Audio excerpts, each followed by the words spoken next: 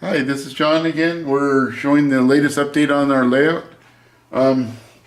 We had finally put in track for the two industries. We have also two tracks for the, they're going to be for engine storage, for fueling and different types of, just storage until we have the turntable in. We have the turntable track temporarily put in until we know exactly where the turntable is going to be. The next thing we have is the Y. We finally put in the last track of the Y, and we also built our first dual gauge switch, which was required for the Y. We finally got our templates for dual gauge. We can do standard gauge and dual gauge, narrow gauge track, and they use circuit board ties. And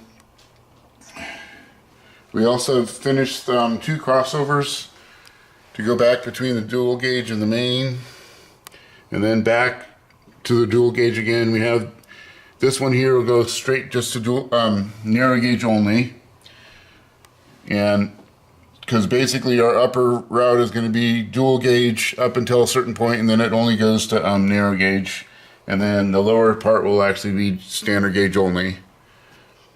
And we're getting ready to expand on to the next module, but until we do that, this is all we have for now.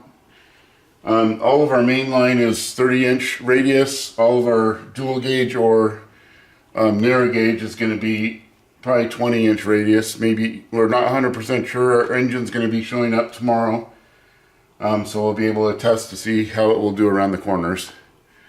So that's it for this time.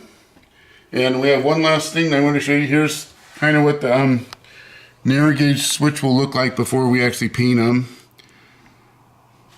And we're going to actually have a track down here and just narrow gauge. That's going to be for engine storage. In case we have two engines on the narrow gauge line, that we can store an engine here while they're going up the mountain. So we'll see you next time.